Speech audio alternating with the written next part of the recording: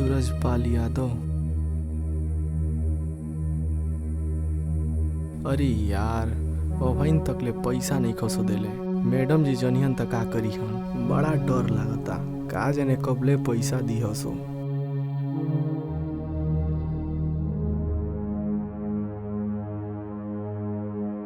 बैठी मालकिन जी।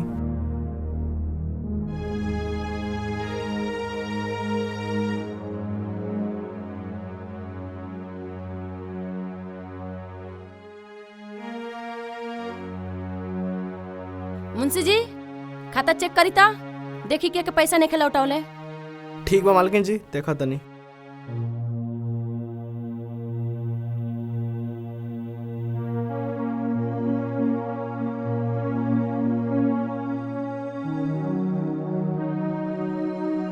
मुंशी जी का करता नहीं, एगो काम ठीक से नहीं क्या होत, जल्दी देखी। जी मालकिन देखा तनी। देख के बताई।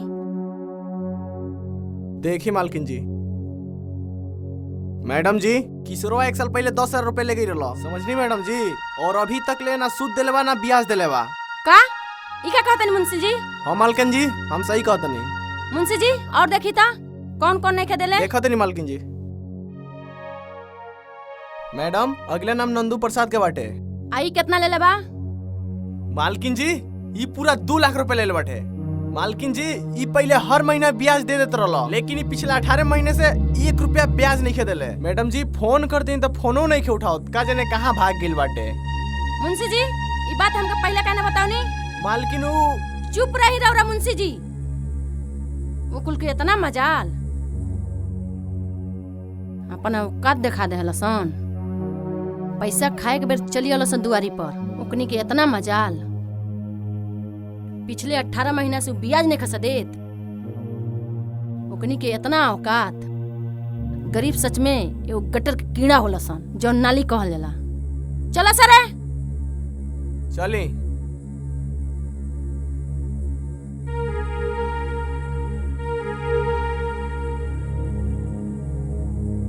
आज उकनी के छोड़ब नहीं। रोज रोज के बहाना बनावत रहत सन कि मालकिन हमरा पैसा नहीं खे, काल दे देम, बिहान दे देम। आज चलो तनी तब बताओ तनी उकनी के। हाँ मैडम जी सही कहत तनी, एक लुकी ये 10 के चाहिए। हाँ मुंशी जी चली ता कहाँ मिली? घर में न मिली। ए चलो सर जल्दी जल्दी।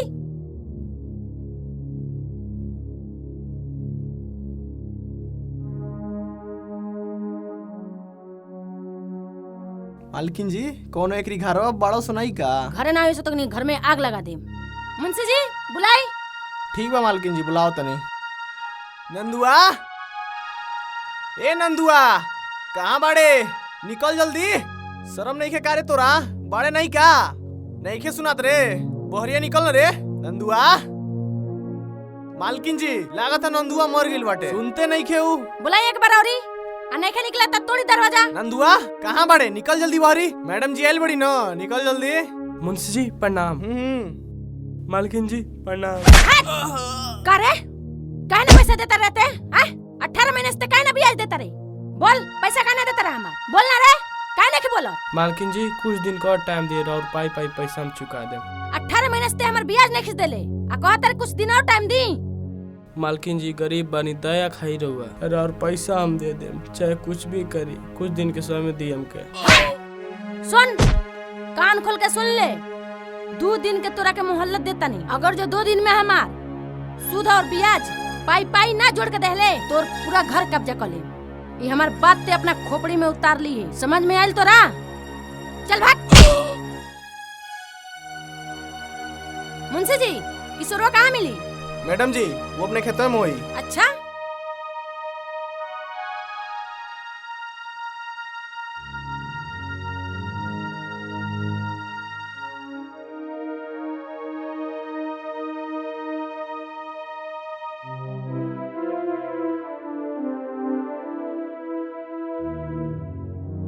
मैडम जी हाउ देखी किशोरवा के।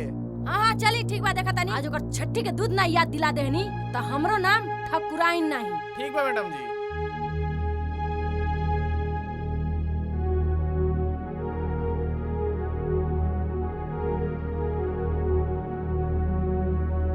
जा सरे मारते और घसीटत लेके आवसन।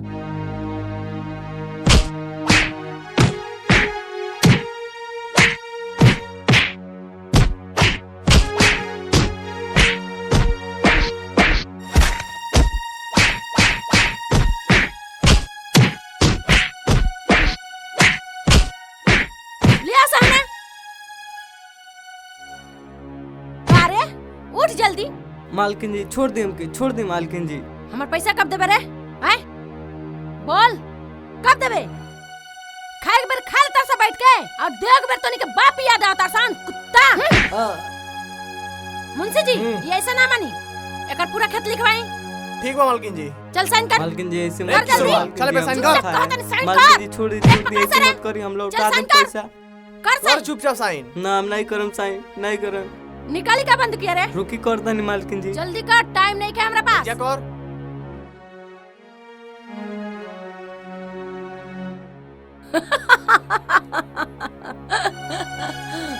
हो गया ना मालकिन जी, अब छोड़ दी हमारा के। चल जा। अब एकनी के बुझाई कि पैसा लेहला का नतीजा का होला।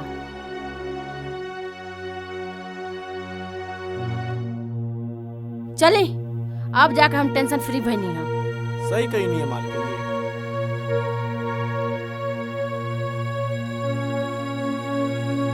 अब एगो रह गल बा नंदुआ, अगर उ पैसा ना देलस तो ओकरो ये दशा होई। सुननी है मुंशी जी? अच्छा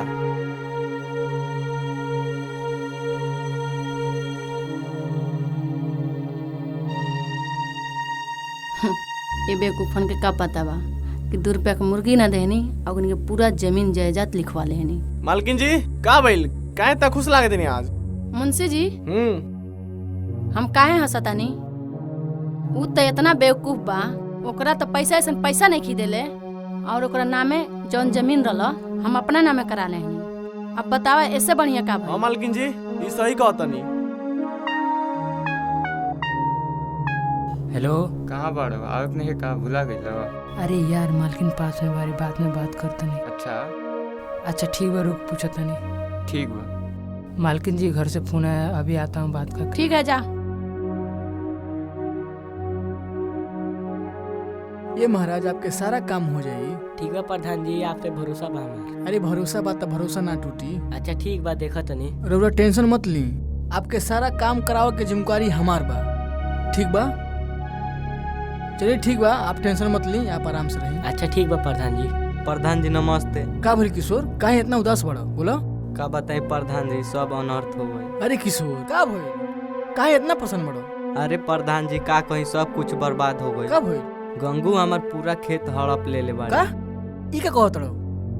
हाँ प्रधान जी सही कहतानी। तू सही कहत रहो किशोर। वो गुड़िया के अत्याचार बहुत ज्यादा बढ़ गइल बा। ओके कुछ ना कुछ व्यवस्था लगाओ के पड़ी।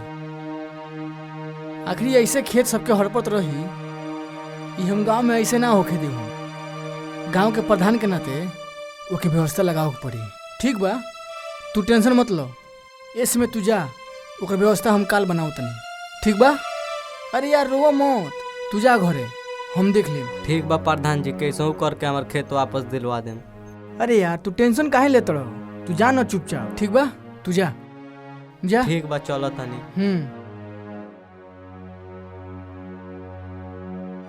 अरे यार आखिर गुड़िया चाहत का भी यार, गरीबन कुल के खेत लूटत ही आई।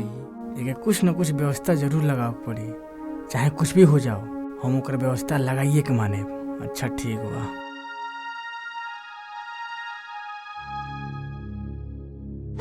चल चल, कहाँ से इतना दिन से? छोड़ पैसा खा के भाग रहे हो? चल सब मारते ले चलो से, मारते ले चलो से। काले कलर में पैसा दोगे ना? वही पैसा ना दे ले चलो से। मालकिन जी कहाँ बानी? आई तो नंदुआ के लेके आ गेल बानी। जा का भेल मुंशी जी, काहे चिल्लातन रौरा? मालकिन जी नंदुआ के लेके आयल बानी। जा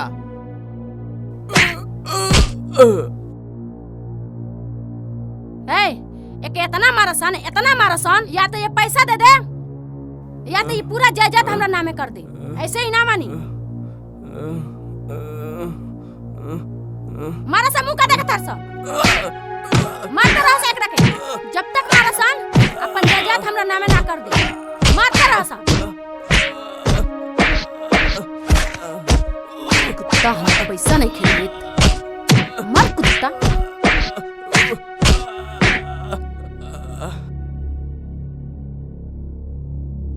मालकिन मालकिन ये तो मर गई।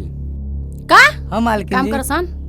ले जाके ऐसा जगह ठिकाना लगाओ सन ताकि एकर पता ना चले। ठीक, आ एकर जितना जमीन के जायदाद बा सब उठा के लेके चली आओ कागज। घुसत न दिमाग में का कहता नहीं। ठीक बा मालकिन। एकर जितना घर के जायदाद बा पूरा कागज उठा के ले आओ सन।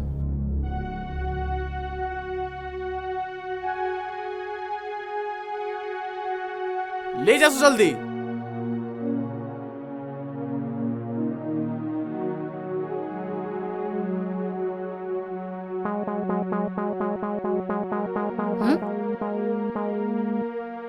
बेटा के फोन। हाँ बेटा बोला। हाँ मम्मी हम आओ तो नहीं। का आवत आ रहा तू? ये तो बहुत खुशी की बात बा बेटा। अच्छा मम्मी। ठीक बा, तू आजे आवा।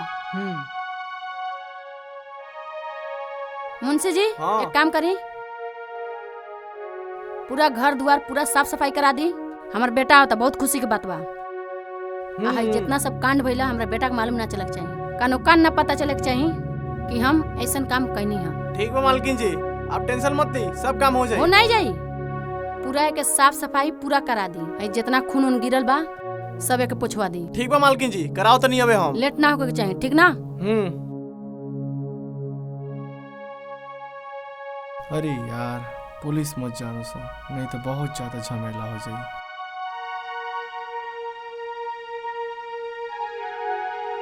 अरे प्रधान जी। अरे तू? नमस्कार प्रधान जी। नमस्कार नमस्कार, का हाल बा? ठीक बा प्रधान जी। कब कइलो हो? अभी तो आवते बानी प्रधान जी। अच्छा अच्छा ठीक बा। ठीक बा तो प्रधान जी चलो तनी। ए म रुक को। अच्छा संदीप, एगो बात कही का? हाँ बोली प्रधान जी। बुरा तो ना मनबो? ना। ए मर्दे तू नाही, तोरा मम्मी के बहुत ही ज्यादा ही अत्याचार बढ़ गइल बा। का भाई? अच्छा ये बताओ, उ चाहत का बड़ी पहले हर एक गरीब के उ खेत हर पर तड़ी, कहाँ का हिसाब भाई तू बताओ? ये तो गलत बात बा। अपना पावर के उ गलत फायदा उठाओ तड़ी, ऐसा ना होके चाहिए। बताओ संदीप, अपना गांव के नंदुआ बेचारा गरीब आदमी बा, हाँ ओकर पूरा खेत अपना नामे लिखवा ले बड़ी तारा अम्मा। ठीक बा प्रधान जी, अगर आपके बात सही बात है जैसन कही जैसन। देखो तारा अम्मा के सुधारे के क्यों ही चारा बा तो के हम किडनैप करे बोलो, तबे तारा अम्मा कहीं ना कहीं अच्छा इंसान बनी है, ये हमको पूरा विश्वास बा। हम तो ये चाहता नहीं प्रधान जी, हमारा अम्मा अच्छा इंसान बनो। तब तू चलो ये बार हमरा लगे चलो, आ तारा माई लगे हम फोन करतनी, तुहर माई खुद आई हमरा लगे। ठीक बा प्रधान जी, जैसन आपके इच्छा। ठीक बा तब चलो, खड़ियावा तू गाड़ी द्वारी पर।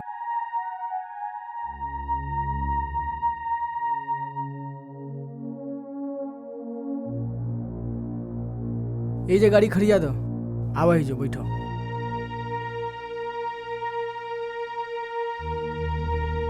बैठा ही जो, तो हमारी के पास हम फोन करतनी। ठीक बा करी।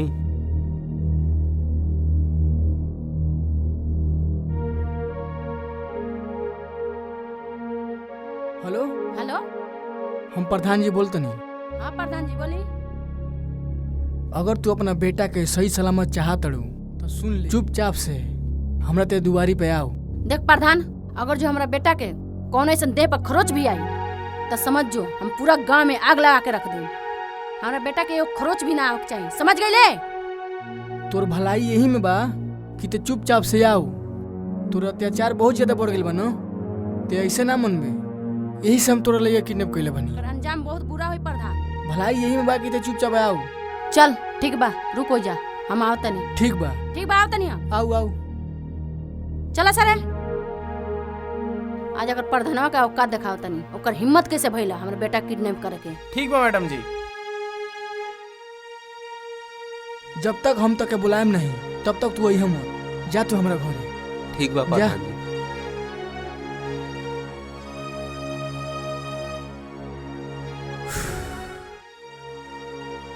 आवा तू अब बुझाए, जब अपना पड़ेला तक का बीतला।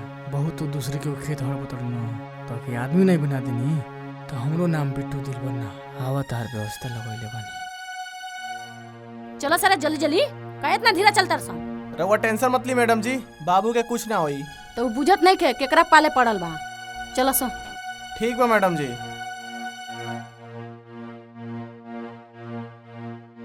छोड़ब ना प्रधानवा के, शेरनी के गिरे बांध पे हाथ डाल ले बा।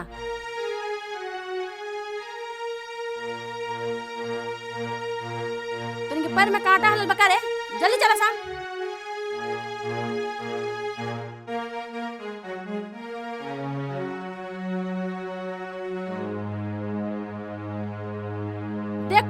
हम तोरा का कहता नहीं, अगर जो अपना जान के सलामती चाहता रे तो हमार लड़का के चुपचाप यहाँ दे दे।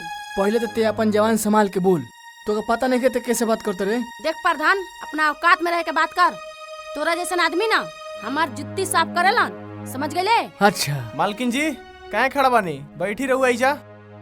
ले आई। बैठी। अभी ले तो रंगदारी गई नहीं, आखिर तक कितना तक खेत कहिबे के कर बताओ। हाँ अरे भगवान से भी तो डर, इतना पैसा होते हुए भी तो गरीब के जमीन हड़प तड़े। ते हमार रंगदारी देखबे? हाँ दिखाई तोरा के रंगदारी। रंगदारी का होला? हाँ ठकुराइन से तो जवान लड़ेबे। हाँ देख, अगर ते चाहते कि तोर बेटा तोरा सामने आओ, हम तोर बेटा के एक गो शर्त वापस दे। ते जन गरीब के जन जमीन ते हड़पड़े वाले वो तोरा देवे के पड़ी, ये समझ ले। चुपचाप हमारे बेटा के बता दे प्रधान, हमार बेटा कहाँ बा? काहे कि हमार जिगर के टुकड़ा है, ओकरा बिना हम रह ना सकीले। समझ में आयल तो कहे? देख, हम तोरा बेटा को वापस दे देम, लेकिन चुपचाप से वो जमीन दे। आखिर वो गरीब का हक है, वो हम नहीं तो कर लेवे देम, चाहे कुछ भी हो जाओ। देखा प्रधान, ये तो ना हो सकेला, लेकिन हम मजबूर बानी अपने बेटा के कारण, ना तो हमके झुकाव वाले दुनिया में पैदा नहीं खेले ले। अच्छा देख प्रधान, अगर जो हम झुकता नहीं ना तो खाली अपने बेटा के कारण हम झुकता नहीं, ना तो पूरा एरिया में ना हमरा के झुकाव खाता कोई पैदा नहीं खेले ले। ये तोर शर्त हमार मंजूर बा। ठीक बा, हम बुलाओ तो तोरा बेटा के। ठीक बा। संदीप आओ।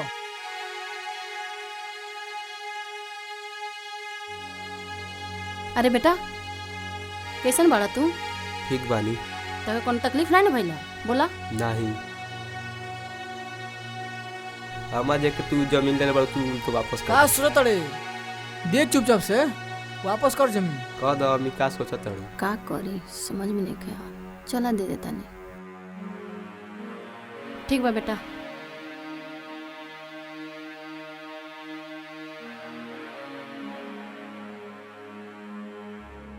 प्रधान जी हमके माफ कर दी, हमके ऐसा ना करना चाहत रहे, हमके गरीबन के हक ना मारल चाहत रहे। हमार बेटा हमारा आँख खोल देलस। अब बुझाइल तोर, आज के बाद ऐसा गलती ना हो। का सोचता है प्रधान जी? छोड़ दी हमारे बेटा के। चलो कम से कम माफी तो मांगती है अपने गलती की। मालकिन जी ई का करते नहीं, राउर दिमाग घूम गइल बा का? मुंशी जी चुप रही रौरा, एक शब्द मत बोली रौरा। प्रधान जी हम कागज लौटा खतर तैयार बानी, हमारे बेटा के आजाद कर दी। सुबह के गई अगर शाम के वापस आ जाओ तो ओके भूला नहीं कहल जाला। तू अपन गलती मान ले हलू, बस हमारे खातिर उतने बहुत बा।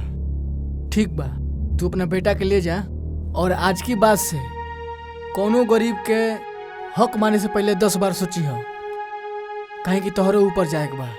भगवान के तू का जवाब देबो? अच्छा इंसान बनो, पैसा बा तो गलत फायदा न उठाओ पैसा के। जा तू अपना बेटा के ले जा। चलिए ठीक है प्रधान जी, हम चला तनी, जन गलती वलती भइल हुई हमके क्षमा कर दी। अब आज की बात से अच्छा इंसान बन कर रहियो। ठीक है प्रधान जी। जा संदीप। चला बेटा। चलो मम्मी। चली। चलो लो।